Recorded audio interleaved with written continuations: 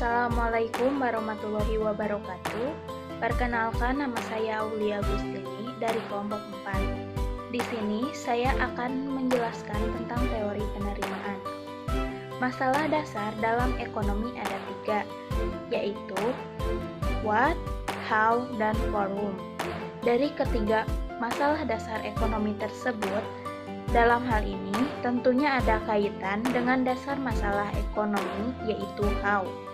Bagaimana suatu produksi barang atau jasa dapat menghasilkan keuntungan atau profit dengan cara yang relatif baik, supaya tidak dapat menyebabkan produksi barang atau jasa tersebut menjadi gulung tikar ataupun bangkrut.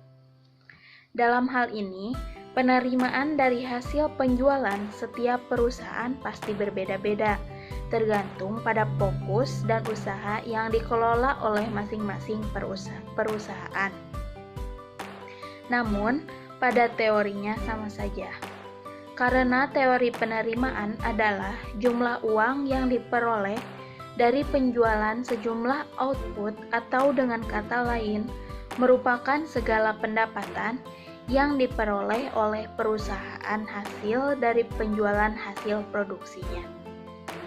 Di dalam memproduksi suatu barang, ada 2 hal yang menjadi fokus utama dari seorang pengusaha dalam rangka mendapatkan keuntungan yang maksimum, yaitu ongkos dan penerimaan.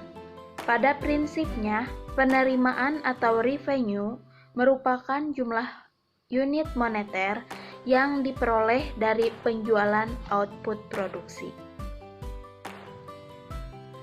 Kemudian, saya akan menjelaskan tentang definisi revenue atau penerimaan.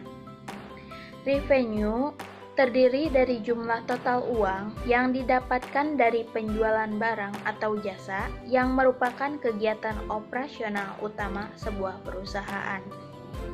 Revenue juga dapat didefinisikan sebagai temporary equity atau hak kekayaan sementara yang dimasukkan ke dalam penghitungan keuntungan sebuah perusahaan. Pendapatan yang diperoleh dari revenue hanya berasal dari kegiatan utama perusahaan saja. Jika perusahaan juga memperoleh keuntungan atau pendapatan dari bidang sampingan yang dijalankan, maka hasilnya tidak boleh dimasukkan ke dalam revenue. Jadi, untuk lebih jelasnya lagi, penerimaan atau revenue adalah pendapatan produsen atau perusahaan berupa uang yang diperoleh dari hasil penjualan barang yang diproduksi selama periode tertentu. Beberapa ahli ekonomi mendefinisikan revenue melalui cara mereka masing-masing. Pertama adalah John C. Wilke, yang pada tahun 2003 membagi revenue ke dalam 2 jenis, yaitu revenue menurut ilmu ekonomi dan revenue menurut ilmu akuntansi. Menurut ilmu ekonomi, revenue merupakan nilai maksimum yang dikonsumsi individu dalam kurun waktu tertentu dan mengharapkan kondisinya akan kembali seperti semula di akhir periode. Fokus dari revenue adalah di akhir periode, di mana diharapkan akan menjadi perubahan karena keuntungan, bukan disebabkan oleh kerugian. Sementara itu, masih menurut Wilke, dalam ilmu akuntansi, revenue adalah pertumbuhan atau peningkatan aktiva sebagai hasil dari kegiatan operasional perusahaan dengan pendekatan dan menekankan pada arus kas. Sekian. Baik, adapun di sini macam-macam dari penerimaan. Yang pertama, total penerimaan atau total revenue. Total revenue disingkat TR atau juga bisa disebut dengan total penerimaan, yaitu penerimaan dari hasil penjualan barang selama periode tertentu. Hasil total penerimaan dapat diperoleh dengan mengalihkan jumlah satuan barang yang dijual dengan harga barang yang bersangkutan, atau dapat dirumuskan dengan total revenue adalah jumlah output atau quantity kali harga jual atau price. Total revenue atau TR merupakan keseluruhan penerimaan yang dihitung dari hasil perkalian antara harga atau P dengan kuantitas output atau Q yang terjual. Jika dituliskan dalam sebuah persamaan akan terlihat seperti berikut. Rumusnya yaitu TR sama dengan P dikali Q, di mana TR itu yaitu total revenue atau total penerimaan, P itu price atau harga, Q itu quantity atau jumlah barang. Yang kedua, penerimaan rata-rata atau average total revenue. Average total revenue yang disingkat AR atau yang lebih dikenal sebagai penerimaan rata-rata yaitu adalah rata-rata penerimaan dari per kesatuan produk yang dijual atau yang dihasilkan atau pendapatan produsen per unit barang yang berhasil dijualnya. Diperoleh dengan jalan membagi hasil total penerimaan dengan jumlah satuan barang yang dijual. Rata-rata penerimaan dari per kesatuan produk yang dijual atau yang dihasilkan yang diperoleh dengan jalan membagi hasil total penerimaan dengan jumlah satuan barang yang dijual. Average revenue atau AR yaitu penerimaan produsen atau unit output. Dengan kata lain adalah AR adalah harga jual atau unit output atau price. Adapun persamaannya adalah sebagai berikut. Rumusnya AR sama dengan TR dibagi I sama dengan P. Yang ketiga, penerimaan marginal. Marginal revenue. Marginal revenue yang disingkat MR atau juga bisa disebut dengan penerimaan marginal adalah suatu penambahan penerimaan atas TR sebagai akibat penambahan satu unit output. Marginal revenue atau MR merupakan tambahan penerimaan yang diperoleh dari tambahan penjualan. Satu unit output atau MR dapat didefinisikan sebagai kenaikan penerimaan total yang disebabkan oleh tambahan penjualan sebanyak satu unit barang. Persamaan MR adalah sebagai berikut. MR sama dengan TR dibagi Q. Untuk menjelaskan hubungan antara TR, AR, maupun MR, kita akan mengambil sebuah contoh sederhana. Misalkan A menjual roti tawar dengan kuantitas dan harga seperti yang tercantum dalam tabel di atas ini. Q-nya itu ada 1, 2, 3, 4, 5 dan P-nya itu 20. Harganya yaitu 20. Kita masukkan, kita cari TR. TR rumusnya P dikali Q. Price-nya itu 20, Q-nya itu 1, 20 dikali 1 sama dengan 20. 20 dikali 2 sama dengan 40. 20 dikali 3 sama dengan 60. 20 dikali 4 sama dengan 80. 20 dikali 5 sama dengan 100. Nah, kita cari AR sekarang.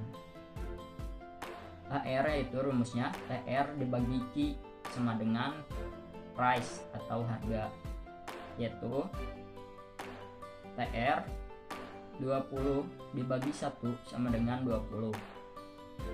40 dibagi 2 sama dengan 20. 60 dibagi 3 sama dengan 20. 80 dibagi 4 sama dengan 20. 100 dibagi 5 sama dengan 20. Adapun sekarang kita mencari MR, yaitu 20 dibagi 1 20. 40 dibagi 2 sama dengan 20. 60 dibagi 3 20. 80 dibagi 4 sama dengan 20, 100 dibagi 5 sama dengan 20. Nah, adapun di sini selisihnya TR ini nih 20 ke 40, 40 ke 60, 60 ke 80, 80 ke 100. Jadi MR-nya itu 20 ke 40 selisihnya 20, 40 ke 60 selisihnya 20, 60 ke 80 selisihnya 20, 80 ke 100 selisihnya 20. Mungkin sekian yang saya dapat pelajari atau saya dapat sampaikan.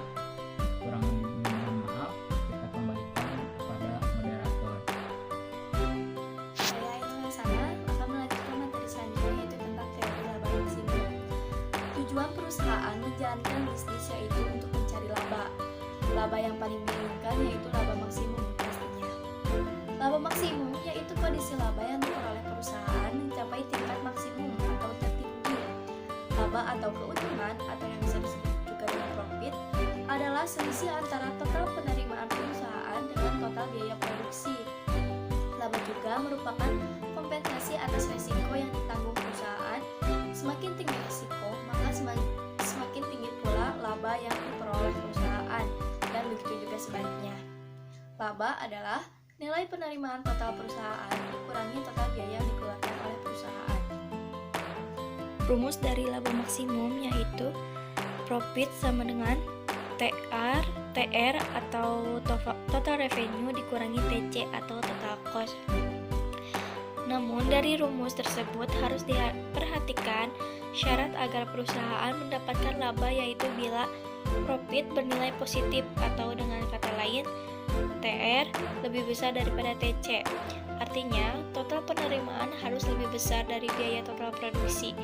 Bila biaya total produksi lebih besar dari total penerimaan atau TR lebih kecil dari TC, maka hal tersebut justru bernilai negatif, menandakan perusahaan menderita kerugian.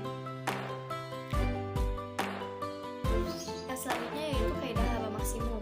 Yang pertama ada kaidah jangka pendek.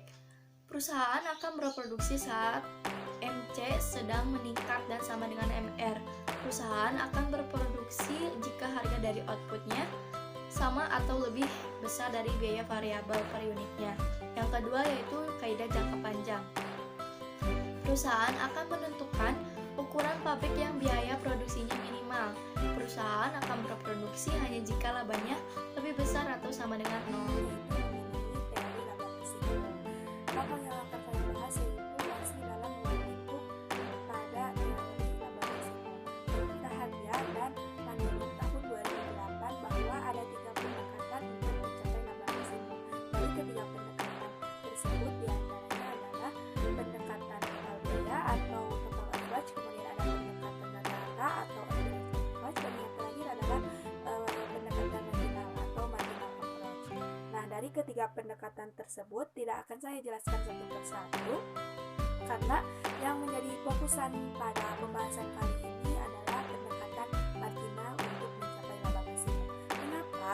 Karena perhitungan laba maksimum dalam ilmu ekonomi pada umumnya menggunakan pendekatan marginal. Pendekatan marginal dilakukan dengan membandingkan penerimaan marginal atau marginal revenue yang disingkat dengan MR dengan biaya marginal atau marginal cost disingkat dengan MC. Jadi, laba maksimum akan tercapai pada saat MC sama dengan MR. Syarat dari laba maksimum sendiri adalah jika perusahaan akan mendapatkan laba maksimum bila berproduksi pada jumlah output di mana biaya marginal sama dengan penerimaan marginal. Ketika MC sama dengan MR, maka laba tidak akan dapat diperbesar lagi atau sudah maksimum, sehingga produksi dapat ditambah atau dikurangi sampai tercapai kondisi di mana MC sama dengan MR yang menunjukkan posisi laba maksimum. MC sama dengan MR juga menjadi prasyarat agar kerugian perusahaan minimum. Laba maksimum tercapai pada kondisi biaya marginal sama dengan penerimaan marginal. Hal ini dapat dibuktikan secara verbal, matematis, bahkan grafis. Mengapa ketika MC sama dengan MR tercapai laba maksimum. Hal tersebut dikarenakan selama menambah produksi, pertambahan penerimaan lebih besar dari pertambahan biaya. Jadi, selama MR lebih besar dari MC, maka menambah produksi berarti memperbesar laba. Jika biaya produksi meningkat dengan jumlah yang lebih besar dari pertambahan penerimaan, atau dalam artian MC sama dengan MC lebih besar dari MR, maka menambah produksi berarti akan menyebabkan laba menjadi lebih kecil dan mengurangi produksi akan memperbesar laba. Selain itu, adapun alasan memaksimalisasi laba diantaranya adalah sebagai prinsip keselamatan. Menurut George Stigler menyatakan bahwa perusahaan yang selamat sepanjang masa adalah yang mencari laba tertinggi. Unit usaha yang tidak berorientasi laba akan tergilas oleh perusahaan yang efisien, serta laba yang rendah mengundang pengambil alihan perusahaan. Harga saham akan rendah atau cenderung jatuh jika manajemen gagal menjalankan usahanya dengan efisien. Dalam artian, pengelolaannya harus mendapatkan laba yang lebih tinggi, karena itu tadi, tujuan dari perusahaan itu adalah untuk mencapai tujuannya, yaitu untuk mencapai keuntungan atau laba dan profit. Nah, itu tadi adalah pembahasan yang